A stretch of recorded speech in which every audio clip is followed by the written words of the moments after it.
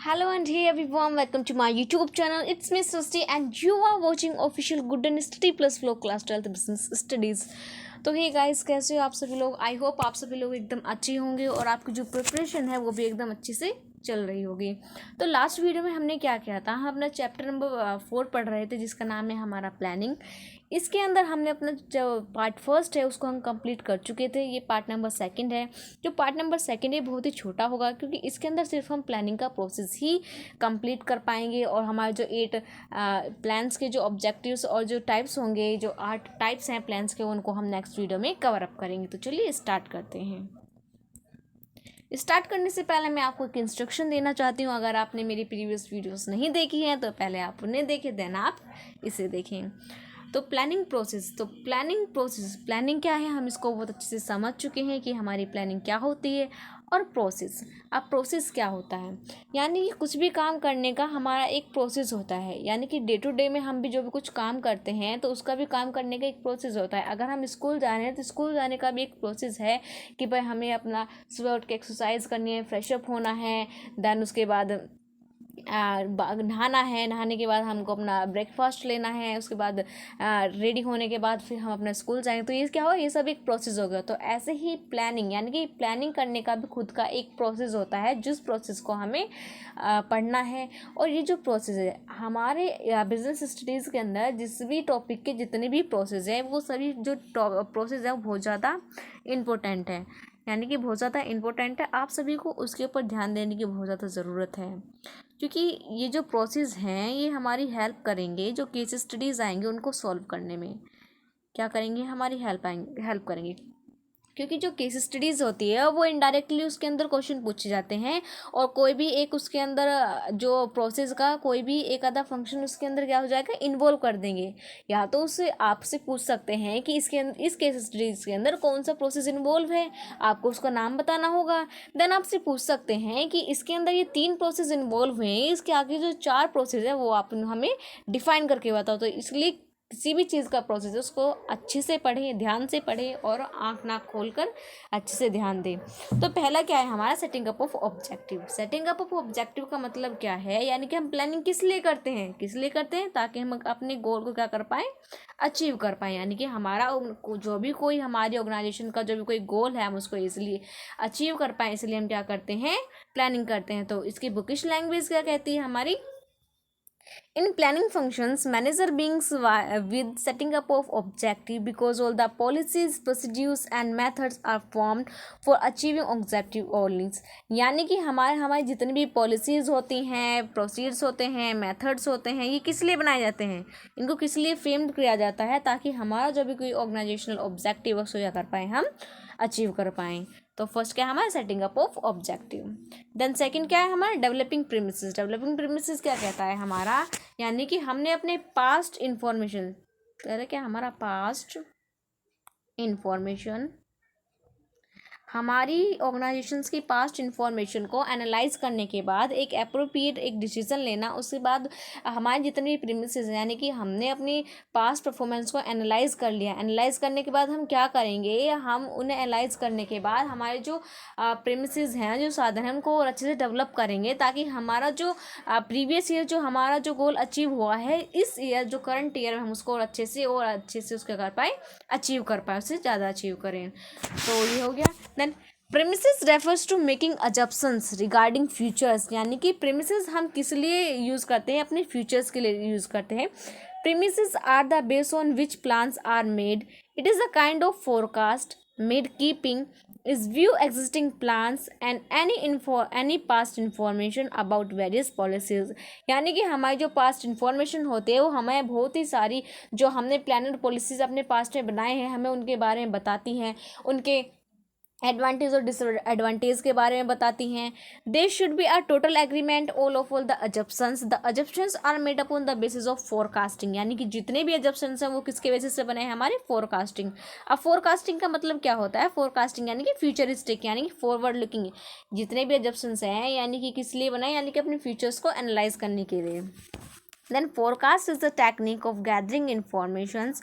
यानी कि फोरकास्ट के द्वारा ही हम अपनी इन्फॉर्मेशन को कलेक्ट कर पाते हैं। द कौन factor and made up to find out the demand for product, change in the government policies and etcetera. यानी कि डेवलपिंग प्रीमिसेस के अंदर क्या होता है, हमारी ऑर्गेनाइजेशंस की जो पास्ट परफॉर्मेंस है उसको क्या करना, हमें उसको एनालाइज करना है। एनालाइज करने के बाद हमारे जो भी एडवांटेज और डिसएडवांटेज को अच्छे से हमने एनालाइज कर लिया, उसके बाद हमें उन्हीं के बेसिस पे अपने प्लान को आगे जाके उसको प्लान करना है। तो ये क्या हो गया हमारा डेवलपिंग प्रीमिसेस। देन सेकंड क्या है हमारा, ये है हमारा listing the various alternative for achieving the objective. यानी कि ऑर्गेनाइजेशंस के पास क्या होते हैं, डिफरेंट डिफरेंट अल्टरनेटिव्स होते हैं, उनमें से उनको क्या करना होता है, उनमें से एक बेस्ट वन को चूज़ करके उसका क्या करना पड़ता है, उसको फॉलो अप करना पड़ता है, ताकि वो अपने गोल को अच्छे से ईजिली अचीव कर पाएँ और कम टाइम में उस पर ज़्यादा से ज़्यादा क्या उसका रिटर्न भी ले पाएँ। तो ये हो गया। तो इसकी लैंग्वेज, किस लैंग्वेज क्या कहती है हमारी, ये कहती है हमारी, after setting up of objective, the managers made a list of alternatives through the organizations can achieve its objectives, and there can be many ways to achieve the objectives, and managers must know all the ways to reach the objective। यानी कि जो managers होता है उसके पास बहुत सारे objective होते हैं, उसके बहुत सारे उद्देश्य होते हैं, उनमें से उसको क्या करना होता है, उनमें से एक बेस्ट उनको चूज़ करके उसको फॉलो अप करना होता है, ताकि उसको अच्छे से अच्छा और क्या पड़े, उसको अच्छे से अच्छा रिजल्ट मिल सके। तो हम क्या कर सकते हैं, जैसे कि एग्जांपल दिया है, if the objective in the increasing the sales by 10%, यानी कि हमने अपनी जो सेल्स है वो 10% से क्या कर दी, बढ़ा दी। The sales can be increase, तो अगर हम अपनी सेल्स बढ़ाएंगे तो उससे क्या होगा, हम यानी कि वन लाइन प्रोडक्ट, यानी कि हम अगर हमारी सेल्स कर रहे हैं अपने ऑर्गेनाइजेशन के अंदर, हम सिर्फ एक ही प्रोडक्ट को क्या कर रहे हैं, उसको सेल्स कर रहे हैं, तो उसकी जगह हम दूसरे को भी ऐड कर सकते हैं। उसके बाद हम लोगों को डिस्काउंट ऑफर कर सकते हैं, हमारा जो एडवर्टीजमेंट का जो एक्सपेंस है उसको क्या कर सकते हैं, इंक्रीज कर सकते हैं, यानी कि हम जो हमारी जो मार्केटिंग है उसको इंक्रीज़ कर सकते हैं, ताकि हमारा जो गोल है हम उसको अचीव कर पाएँ।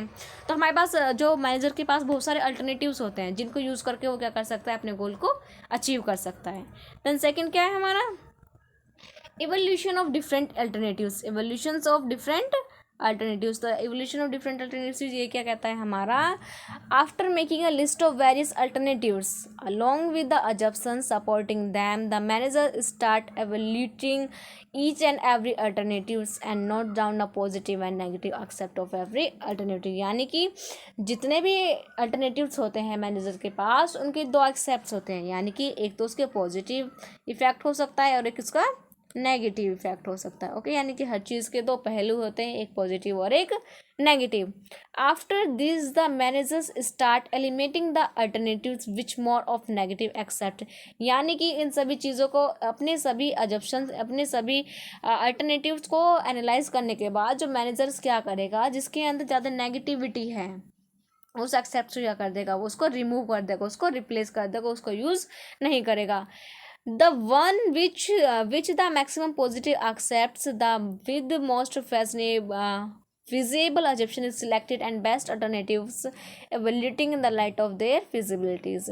यानी कि हमें सिर्फ वही अल्टरनेटिव को evaluating of different alternatives, इसका मतलब दोबारा समझते हैं। डिफरेंट अल्टरनेटिव्स यानी कि मैनेजर्स के पास क्या होते हैं, डिफरेंट डिफरेंट अल्टरनेटिव्स होते हैं, उनमें से किसी के कुछ पॉजिटिव इफेक्ट होते हैं, कुछ के नेगेटिव इफेक्ट होते हैं। तो मैनेजर्स को क्या करना होता है, जो नेगेटिव इफेक्ट वाले जो अल्टरनेटिव्स होते हैं उनको उसको रिप्लेस करना होता है, वो उनको फॉलो ही नहीं करता, उनको रिप्लेस कर देता है।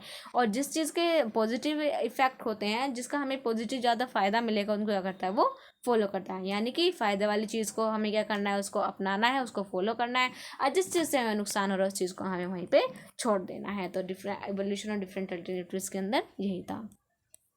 द नेक्स्ट क्या है हमारा, सिलेक्टिंग एन अल्टरनेटिव्स, यानी कि अल्टरनेटिव्स को सिलेक्ट करना, यानी कि अपने प्लान को क्या करना, उसको सिलेक्ट करना। The best alternatives is selected but such there is no mathematical formula to select the best alternatives.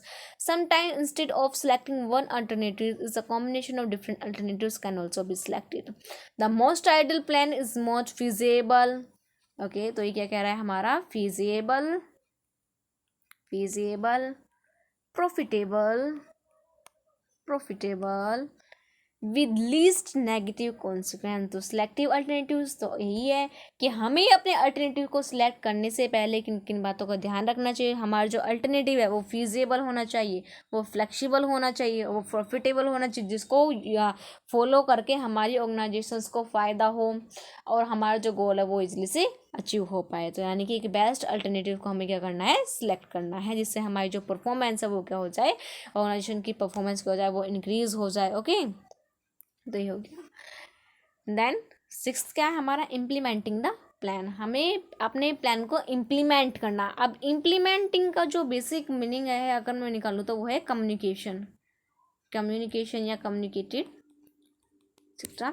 यानी कि इम्प्लीमेंटिंग द, यानी कि अब हमने अपने अल्टरनेटिव को सिलेक्ट कर लिया, यानी सबसे पहले क्या करा, हमने अपने एक ऑब्जेक्टिव को सेट करा, सेट करने के बाद उसके अंदर डेवलप किया, उसको डेवलप करने के बाद हमने अपने गोल को अचीव करने के लिए वेरियस अल्टरनेटिव की एक लिस्ट बनाई। लिस्ट बनाने के बाद हमने उनको इवैल्यूएट किया। इवैल्यूएट यानी कि इवोल्यूशन के अंदर क्या कहते हैं, डिफरेंट अल्टरनेटिव हमने पॉजिटिव और नेगेटिव एक्सेप्ट फाइंड आउट करिए। उनको फाइंड आउट करने के बाद हमने उनमें से एक पॉजिटिव एक्सेप्ट वाला अल्टरनेटिव को चूज किया गया। अगर सिलेक्टिंग क्या, एक पॉजिटिव एक्सेप्ट वाला अल्टरनेटिव को चूज किया। चूज करने के बाद उसको इम्प्लीमेंट करेंगे। इम्प्लीमेंट का मतलब क्या हुआ, यानी कि जो अल्टरनेटिव हमने चूज किया है उसको लोगों के साथ इम्प्लीमेंट करेंगे, उसको कम्युनिकेट करेंगे, लोगों को बताएंगे हमारा ये प्लान है और आपको इसी तरह से फॉलो करना है। यानी कि हम लोगों को क्या करेंगे, इसके अंदर गाइड करेंगे, कम्युनिकेट करेंगे।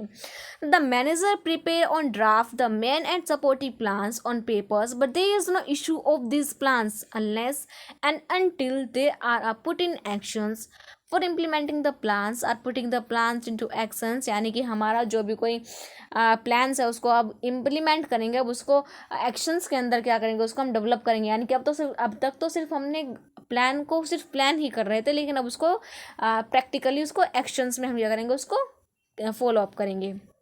The manager start communicating the plans to all the employees very clearly, because the employee actually have to carry on the alternative according to specific of plans. After communicating the plan to employees and taking their support, the manager start allocating the resources according to the specifications of the plans.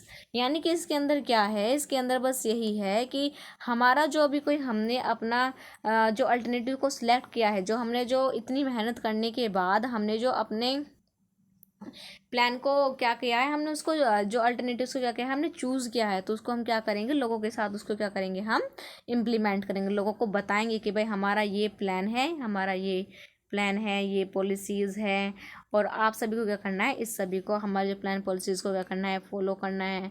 Follow करने के बाद हमारा ये गोल है, इस गोल को क्या करना है, आपको अचीव करना है। देन फॉलोअप के यानी कि इम्प्लीमेंट के अंदर क्या कर दिया, हमने लोगों को कम्युनिकेट कर दिया, हमारा जो प्लान और पॉलिसीज़ या फिर जो भी हमारा अल्टरनेटिव था, हमने लोगों को क्या कर दिया, उसको कम्युनिकेट कर दिया, लोगों को हमने बता दिया कि आपको इस डायरेक्शन में जाना है, इतना आपको मार्जिन, इतना जो हमारा जो ऑब्जेक्टिव है इसको आपको अचीव करना है। देन उसके बाद फॉलोअप करेंगे। यानी कि अब तक जो हम अपना प्लान और पॉलिसीज़ को अल्टरनेटिव को इम्प्लीमेंट कर रहे थे, उसको बता रहे थे, उसको एग्जैक्टली प्रैक्टिकली फॉलो करेंगे। Planning is a continuous process, so the manager's job does not get over simply by putting the plans into actions. The managers mentor the plans carefully, यानी कि प्लान को जब क्या करते हैं, उसको फॉलोअप करते हैं एक्शंस के द्वारा। मैनेजर्स क्या करता है, अपने उस प्लान से क्या करता है, लोगों के साथ कम्युनिकेट करता है, उनको हेल्प करता है, उनको गाइड करता है, ताकि वो अपने जो भी अल्टरनेटिव्स क्या करें, फॉलो कर सकें। Then the monitoring of plan is very important because it helps to verifying whether the conditions and predictions assumed the plans are holding true in present situation or not. If these are not coming true, then immediately changes are made in the plan.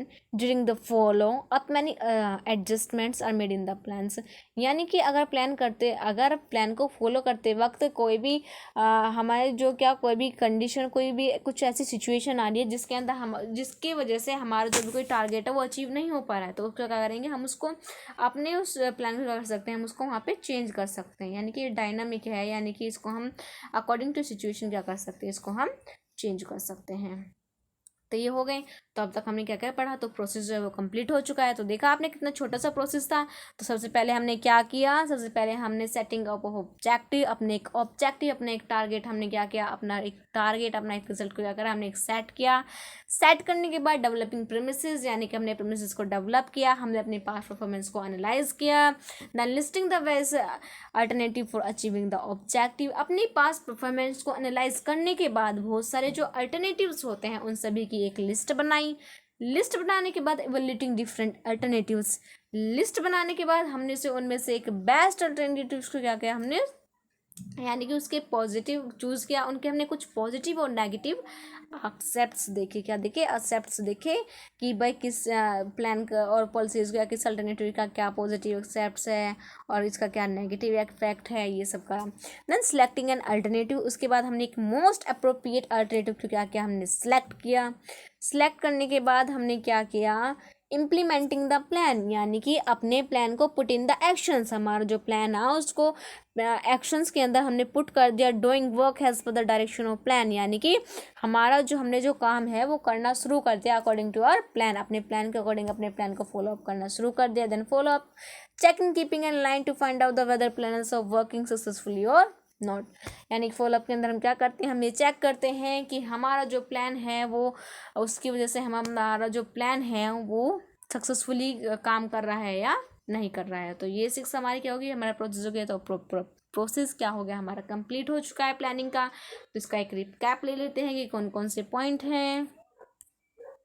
तो चलिए, हमारा first क्या था, setting up of objective, then second developing premises, then third listing the various alternative for achieving the objective, then fourth evaluating our different alternatives, then fifth selecting an alternative, sixth implementing the plan, and then seventh follow up। सो बस आज का जो हमारी जो video है वहीं पे ख़त्म होती है। 6 के साथ पॉइंट है ये, अभी के अभी आपको इसी यानी कि आपको इसी मैनर में याद करने हैं। तो अभी के अभी वीडियो को पॉज करें, वीडियो को पॉज करने के बाद सारे के सारे जो पॉइंट हैं इन सभी को भी कमेंट सेक्शन के अंदर नोट डाउन करें। और ये बिल्कुल भी ना भूलें, जब आप इसकी एक बुक से एक बार इसकी रीडिंग जरूर ले लें वीडियो देखने के बाद। और इसके की पॉइंट, जी हाँ, इनके की पॉइंट पे ज़्यादा फोकस करें, क्योंकि की पॉइंट्स से क्या है, आपकी हेल्प करेंगे आपको अच्छे मार्क्स दिलाने में। बिजनेस स्टडीज़ के मैं आपको पहले बता चुकी हूँ, जो मोस्ट इंपॉर्टेंट थिंग क्या है वो है आपके की पॉइंट। जिसने की पॉइंट पे पकड़ बना ली उसके लिए ईजिली हो जाएगा, जिसने नहीं बनाई वो यानी कि उसके लिए बहुत हार्ड पड़ेगा किस स्टडीज़ को सॉल्व करने में। सो आई होप आपको ये वीडियो अच्छे से समझ आ चुकी होगी। इसके जो प्रोसेस के जितने भी पॉइंट्स हैं वो आप सभी को क्रिस्टल क्लियर हो चुके होंगे। अगर आपको समझ नहीं आया तो आप वीडियो का रिकैप ले सकते हैं। और हाँ, तो आज की वीडियो को यहीं ख़त्म करते हैं। So thank you very much for listening, for watching this video. So don't forget to like, comment, subscribe my video.